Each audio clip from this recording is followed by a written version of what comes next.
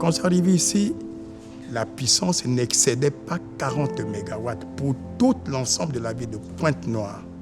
Et c'était du calvaire. Donc, une grande partie de la ville était plongée dans le noir.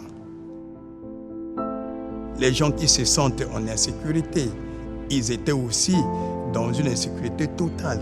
Et puis, dans des quartiers les plus reculés, c'est là où les voleurs, les criminels trouvaient leur refuge. Donc, ils étaient en insécurité. D'autres étaient bastonnés. Quelqu'un qui n'a pas de courant chez lui, il est obligé d'utiliser la lampe pétrole. Eh bien, il y avait ces maisons où on connaissait des incendies provoqués effectivement pour le fait qu'il n'y avait pas d'électricité en permanence. Donc, il y a eu un impact sur ça, sur la population. Il n'y a pas de développement sans énergie. Donc, l'énergie est à la base du développement.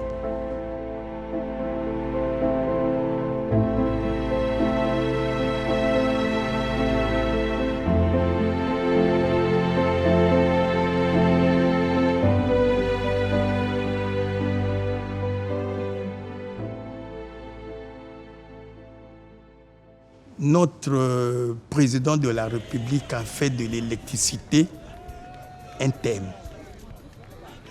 Électricité pour tous. Il faut que le Congolais, là, quel que soit le quartier qu'il soit, que le Congolais ait l'électricité de bonne qualité pour le développement du Congo.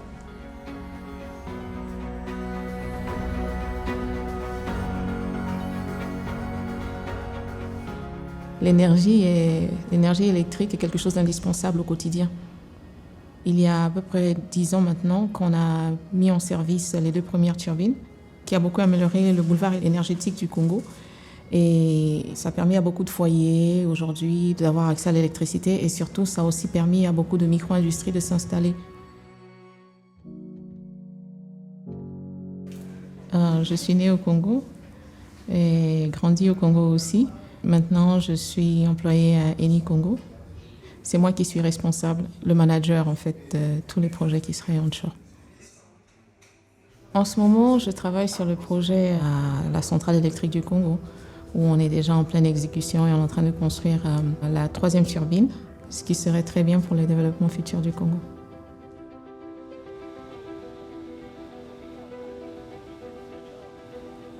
La capacité de la TCHEC est de à peu près 300 MW, parce que les 2 premières turbines installées doivent faire autour de 150 MW chacune. Et on a vu que la demande était encore plus grande.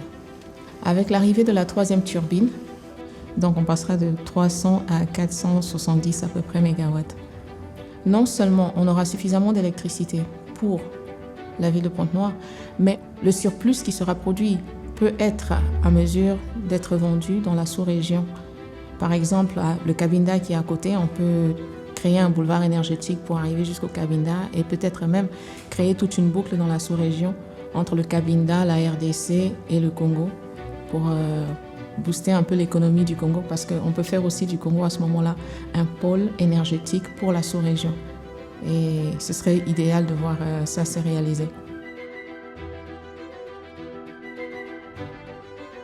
Cette nouvelle capacité va ouvrir des portes sur le développement du Congo parce que ça peut permettre à beaucoup d'industries de s'installer. Ça permet d'amener des machines, ça permet de faire fonctionner en fait des usines. Et l'énergie produite par la TCHEC, parce que c'est de l'énergie à gaz, c'est beaucoup mieux que de l'énergie à fuel. L'énergie du gaz, faite par la TCHEC, est beaucoup plus propre. Et non seulement ça, mais elle est aussi stable. Ce ne serait pas comme l'énergie hydraulique. Avec la quantité de gaz qu'on a au Congo, on arrive à maintenir la stabilité avec la TCHEC. Elle est très très stable.